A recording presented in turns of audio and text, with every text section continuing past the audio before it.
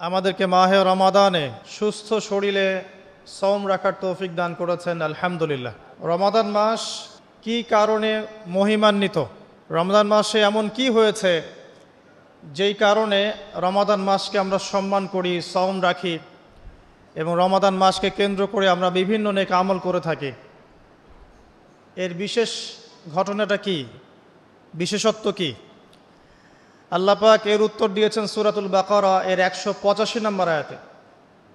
আল্লাহ রাব্বুল আলামিন বলছেন, বা'দা আউযু বিল্লাহি মিনাশ শাইতানির রাজীম, আল্লাহ পাক বলছেন, শাহরু রমাদানাল্লাযী উনজিলা ফীহিল কুরআন।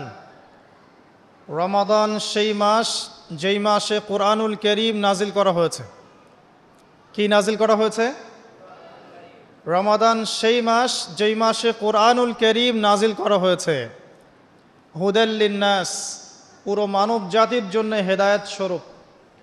ওয়া বাইয়িনাতিন মিনাল হুদা ওয়াল ফুরকান, কোরআন হচ্ছে বাইয়িনাত, সুস্পষ্ট প্রমাণ, নিদর্শন, এবং ফুরকান, সত্য মিথ্যা, ন্যায় অন্যায়ের একমাত্র মানদণ্ড।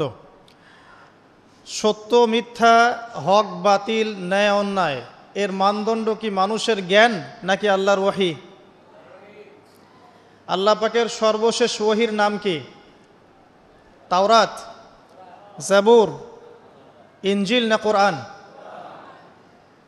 আল্লাহ পাক বলছেন সর্বশেষ ওহী, সত্য মিথ্যার চূড়ান্ত মানদণ্ড আল কোরআন আল্লাহ পাক নাজিল করেছেন রমাদান মাসে। বলেন সুবহানাল্লাহ। রমাদান মাসে একটা রাত আছে, লাইলাতুল কদর। লাইলাতুল কদর 27 রমাজানেই হবে জরুরি না।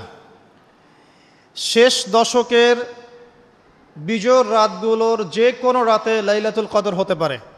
হতে পারে 21-এর রাত, হতে পারে 23 বা 25 বা 27 বা 29। ইন্না আনজালনাহু ফি লাইলাতুল কদর, আল্লাহ পাক বলছেন নিঃসন্দেহে আমি কোরআনকে নাজিল করেছি লাইলাতুল কদরে।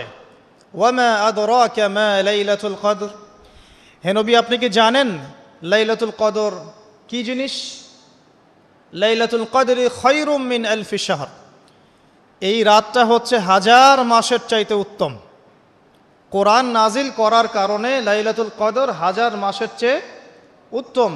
এই লাইলাতুল কদরে আপনি ইবাদত করলে হাজার মাস ইবাদতের নেকি পাবেন ইনশাআল্লাহ। সুবহানাল্লাহ।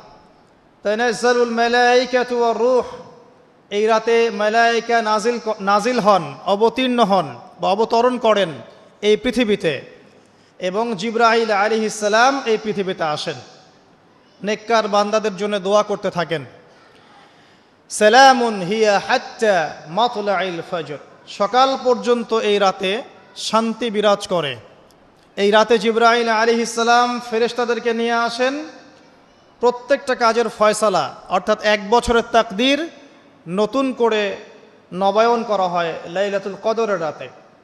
আল্লাহ পাক বলছেন এই কদরের রাতেই আমি কোরআন নাজিল করেছি। আর এই কোরআন যে মাসে নাজিল করা হয়েছে তার নাম কি? রমাদান মাস। তাহলে রমাদান মাসের সবচেয়ে গুরুত্বপূর্ণ বিষয়টা হচ্ছে আল কোরআন নাজিল হওয়া। এই তো কথা কি বুঝতে পারছেন? রমাদান মাসের সবচেয়ে গুরুত্বপূর্ণ ইভেন্টটা কি? আল কোরআন নাজিল হওয়া।